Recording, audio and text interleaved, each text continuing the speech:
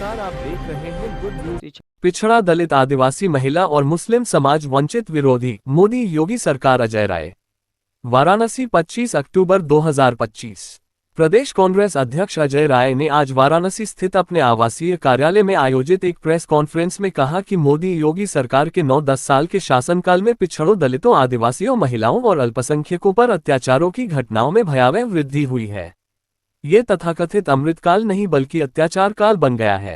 केंद्र की मोदी सरकार और उत्तर प्रदेश की योगी सरकार का एकमात्र लक्ष्य है महंगाई, भ्रष्टाचार और जनविरोधी नीतियों को आगे बढ़ाना। आज हालात ये हो गए हैं कि आमजन सोने को बेचकर पर्व मनाने को मजबूर हैं। अभी दीपावली का पर्व बीता है और लोक आस्था का पर्व छठ आज से शुरू होने जा रहा है। हमारी माताएं बहनें निर्जला होकर 36 घंटे का व्रत रखती हैं। सरकार ने घाटों की साफ सफाई और गंगा जी में पानी के निर्बाध प्रवाह की कोई सुचारू व्यवस्था नहीं की। हर तरफ गंदगी पसरी हुई है। इससे साबित होता है कि इस सरकार का सारा ध्यान सिर्फ जनता को लूटने पर है। आज वाराणसी की जनता सरकार प्रायोजित दुर्व्यवस्थाओं, सरकारी लूट खसोट, सरकारी मशीनरियों के जनविरोधी और असंवेदनशील रवैये से त्रस्त हो चुकी है। अजय राय ने कहा कि भाजपा सरकार की नीतियां और कार्यशैली वंचित विरोधी हैं। उन्होंने कहा कि जो लोग सबका साथ सबका विकास का नारा देकर सत्ता में आए थे, वे आज सबका शोषण और सबका उत्पीड़न करने में लगे हैं। समाज के हाशिए पर खड़े लोगों को अपमान और अमानवीयता का दंश झेलना पड़ रहा है।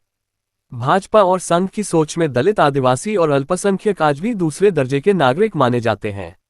अजय राय ने बिहार चुनाव के संदर्भ में सवाल पूछे जाने पर कहा कि बिहार में एनडीए और नीतीश सरकार ने सिर्फ शराब तस्करी का रोजगार दिया है। आज बिहार के किसान, युवा, दलित, पिछड़े वर्ग के लोग नीतीश सरकार के कुशासन से आजे जा चुके हैं। बिहार में जनता पूर्ण रूप से बदलाव का मन बना चुकी है। इस चुनाव में जनता इसे अपने वोटों से सिद्ध भी करेगी। एनसीआरबी रिपोर्ट पर हमला। अजय राय ने एनसीआरबी की ताज़ा रिपोर्ट का हवाला देते हुए कहा कि रिपोर्ट में साफ लिखा है कि SC/ST के खिलाफ अपराधों में सबसे ज्यादा वृद्धि उत्तर प्रदेश में हुई है। ये सिर्फ एक आंकड़ा नहीं बल्कि मोदी योगी सरकार की मानसिकता का प्रमाण है। अगर सरकार को सच में समाज के वंचित तबके की चिंता होती तो ऐसी भयावह स्थिति कभी नहीं बनती। उन्होंने कहा कि उत्तर प्रदेश में दलितों और पिछड़ों पर होने वाले अत्याचारों की सूची इतनी लंबी है कि इस पर एक पुस्तक लिखी जा सकती है। कभी दलित युवक को मुंह में मल भर दिया जाता है, कभी आदिवासी पर पेशाब किया जाता है, कभी वंचितों को निर्वस्त्र कर जुलूस निकाला जाता है। ये प्रदेश आज शर्मसार है और सरकार मौन दर्शक बनी बैठी है। अभी हाल ही में फतेहपुर, रायबरेली, काकोरी आदि में घटी अमानवीय घटनाएं इसका प्रत्यक्ष प्रमाण है। अजय राय ने कहा कि आज रायबरेली, कानपुर, आजमगढ़, हाथरस, बलिया, मैनपुरी, फतेहपुर जैसे जिलों में वंचितों पर अत्याचार आम बात हो चुकी है। अभी हाल ही में प्रयागराज में दिनदहाड़े एक पत्रकार को चाकुओं से मारकर हत्या कर दी गई। लूट, हत्या, अपहरण जैसी घटनाएं योगी जी के राज में आम हो चुकी हैं।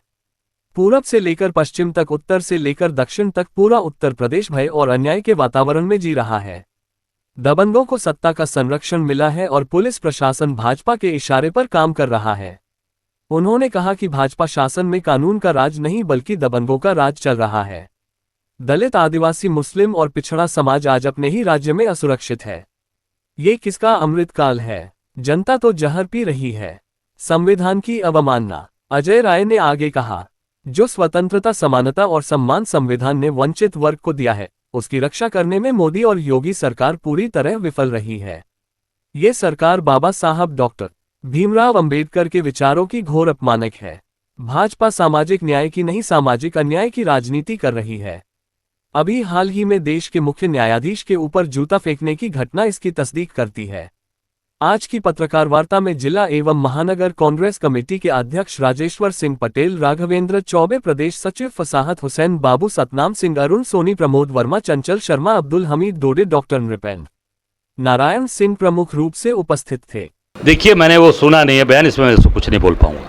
कोई मुस्लिम चेहरा भी रहेगा? निश्चित चेहरे, मुस्लिम चेहरे हमारे यहाँ सारे मजबूत CLP लीडर खुद मजबूत नेता हैं, वहाँ पे हमारे मजबूत लोग हैं और सब लोग मिलकर वहाँ पे सरकार बनाएंगे ताकि इनकी महाजंगल राज से जो शराब की तस्करी हो रही है पूरे बिहार के अंदर, एक ही काम दिया है नौजवानों को, शराब की तस्करी, शराब बेचवा रहे हैं। एक रोजगार, एक कारखाना नहीं मिला 20 साल से।